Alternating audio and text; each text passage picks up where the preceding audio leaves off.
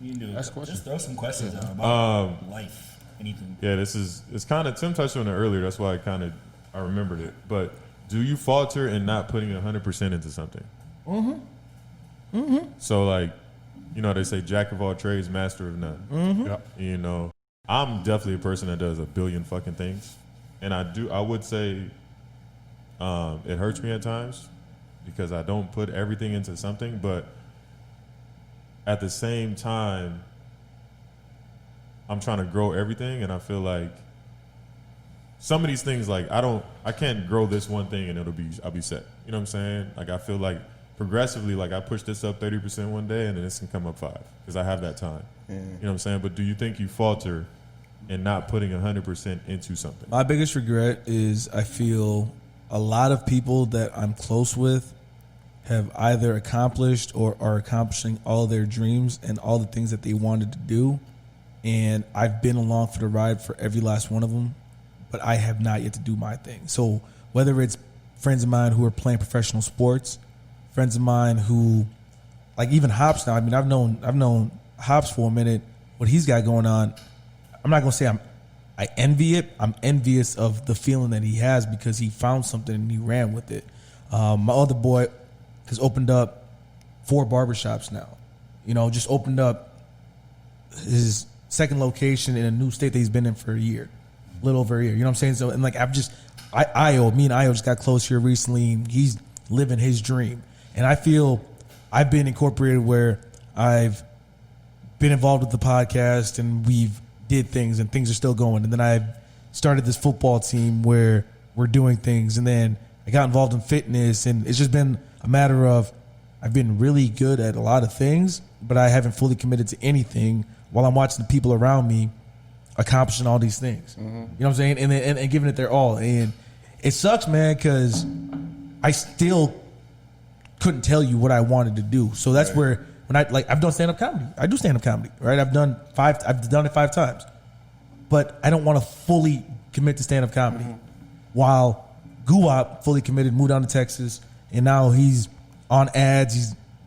I went to one of his shows when I was out there a couple weeks ago, and I'm going, bro, if I would have just fully committed to this, I could be doing this show myself. Right.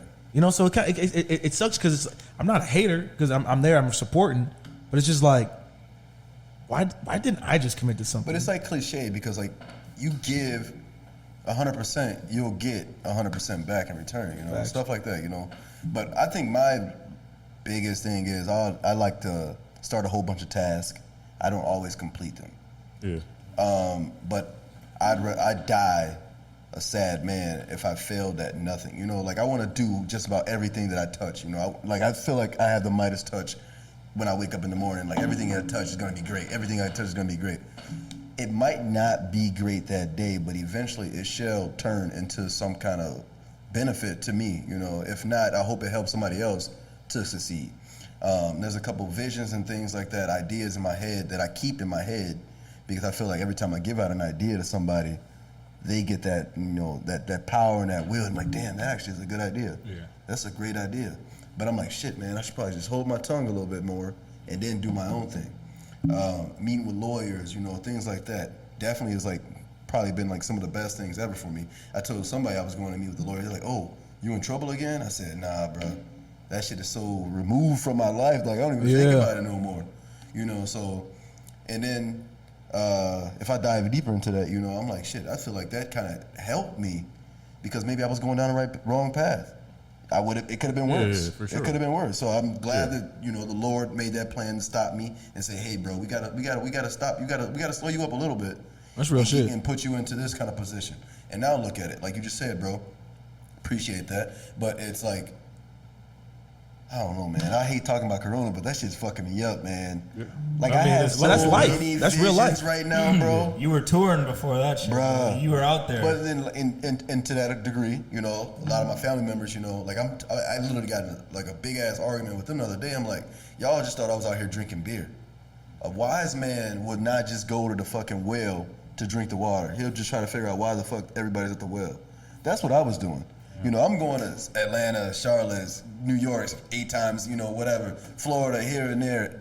I'm looking at everything that looks good here in these cities and these states. Why is it not in Minnesota? So if I could put all that stuff into like a little blanket and make it my own and then bring it back, bro, that's gold. Yeah, I think it's possible to do multiple things at once and succeed, but most people, their minds go in too many different directions to where they just can't pull it off at once. So like for me, I did idea after idea after idea. I was sold Cutco knives. I did those MLM pyramid scheme things. I sold vacuum cleaners. Not the vector knives. Not vector knives. I did all that stuff, right? And then cut a microphone in half. Nigga, get out of my house. I sold a lot of them bitches. And actually, I remember I had a conversation with my brother once. He was like, "This is when I first started writing and I was getting serious about it." He was like, "Dude," he said, "Dude, you've been bouncing back and forth through all these things. Like, it seems like you like to like just do this shit." So yeah. I just kept doing it, and now in February it'll be 6 years that I've been working on writing, right?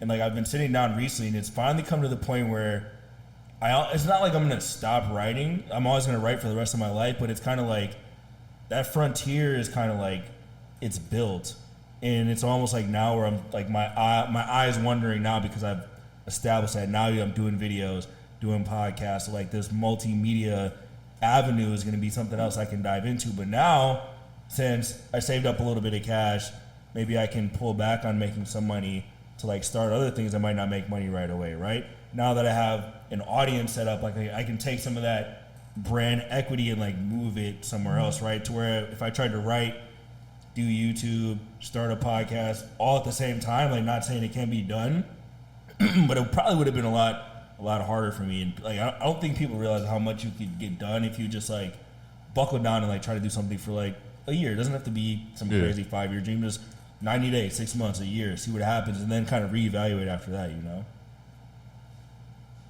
That's the way I look at it. I can talk. You ain't got nothing? It's the same. I mean, it's the same thing that everybody said. Hold on, no, but That's what I used to feel last too. No, but Like, oh, he took my answer. Yeah, damn it. I feel like you can focus on a lot of stuff, like you said, but I think that it does hinder you because, like you were saying, you said 30% here, 5% here.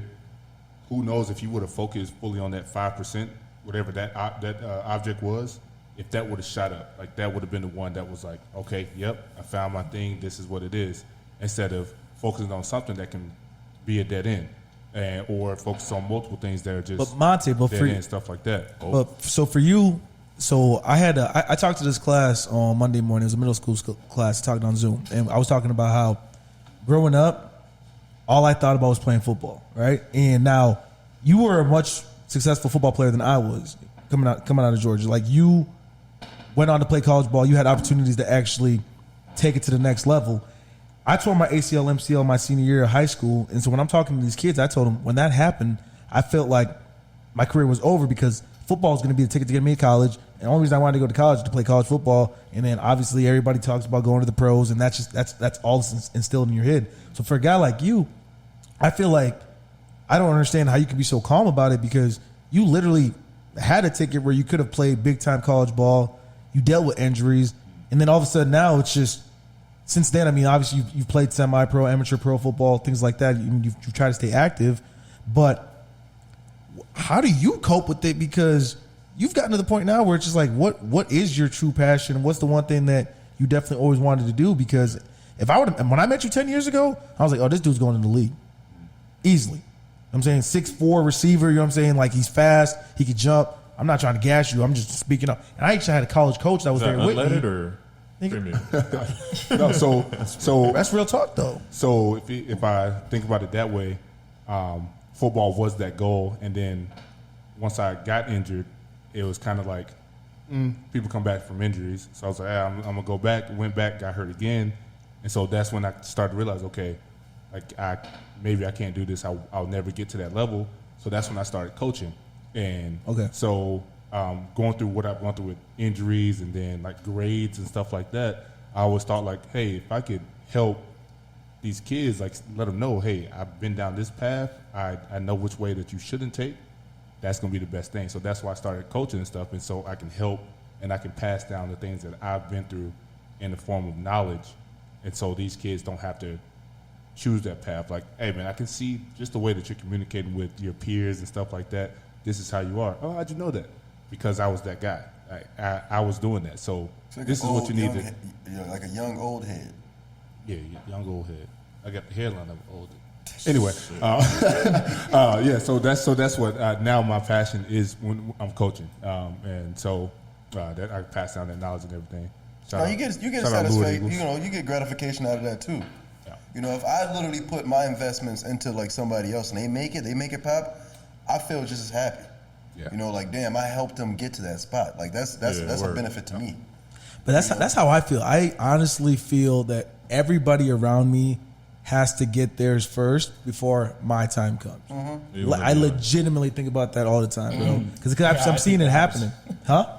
I think the opposite way, but Really? Yeah. No, Like can't pour from an empty cup. This is the way I look at it. but I'm saying it along the lines where I'm watching people doing the pick that things, up? and I'm going, Did you pick that up? when my That time gem gonna that come? you dropped? That was dope. that was a gem. But no, I agree with you. But I just feel said many times. I'm tired of this gym shit. this. He's a hater. No, I'm not super hating, hater, bro. supreme. Look, this glass says hater, bro. I'm not a hater. That's a bottle. But everybody said it. Oh, now I'm a hater. That's It's a a glass gem. in a bottle. He's just mad. He's just mad. this is a He's mad Lobo about the moment. Rutgers shit. You got to attack everybody. Wait till I start writing books. I'm gonna fuck y'all up. Yeah, all right. Shit. I got all the secrets. When I hide something from a nigga, put it in a book. Jada Kiss. Oh, y'all looking at me with fucking owl eyes. Y'all I don't know hear shit you. about rap. I was laughing. Microphones on, can't hear nothing. What? Right. You don't have headphones on. Because I hear everything. But yeah, you want to be able to. If your shit's all about you, then Jim, ultimately you're not gonna feel like pick it up. Yeah, that's what I was you're not about gonna to feel say. whole if everything is about you. So like that's why, like making money in and of itself, like it's a shitty goal. I mean, it'll make like having more money is cool, but like how you get the money, like what you have to do to get the money, like building the company. So it's like why do people who are still super rich, like I think Elon Musk, he just like he gained like $100 billion over the pandemic, right? Elon Musk, like he sold his first company, PayPal, right? They paid him like $110 million. He dropped every single penny into Tesla and was sleeping on his friend's fucking couch. He literally didn't care about the money. Like, dude's really trying to build fucking rocket ships and electric cars and solar powered vehicles and brain chips and shit like that. So money is just like a byproduct of the shit he's doing. Like, he really actually has this crazy mission. Like, he wants to put people on Mars. yeah. They think the planet's gonna die or whatever. So, I mean, some people It get, is. like Wall Street guys, like some Wall Street guys get into it just for money. But like, if you look at those Wall Street guys, do they look fucking happy to you? They're nice suit, like, oh yeah, nice suit, big mansion, like trophy wife, nice whip. But it really is true that money doesn't make you happy. It's like it makes you happy in like the flexibility and like the time it gives you. Yeah. But then it's also like knowing that, oh, I built that shit. I built the company. That's what ultimately makes you feel good about it. But still, you want to get fucking rich too because you don't want to be broke. Being broke, having money isn't the key to happiness, but being broke fucking sucks. So don't be broke.